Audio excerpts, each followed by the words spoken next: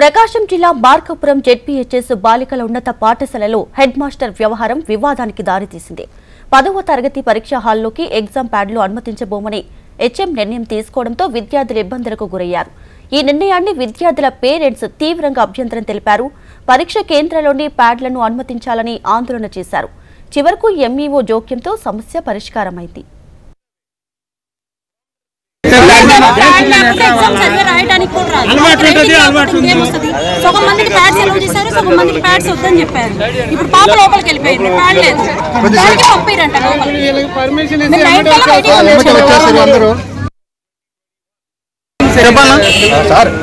లోపల పేరెంట్స్ పోయి exam room లో కూర్చోబెట్టి పిల్లల్ని ఎక్కడ పన్నది ధైర్యం చెప్పేసి బయటకు రావచ్చు కదా. 9కి మీరు పేరెంట్స్ అందరూ బయటకు తీసేసారు, ఎవరు ఉండరు కదా.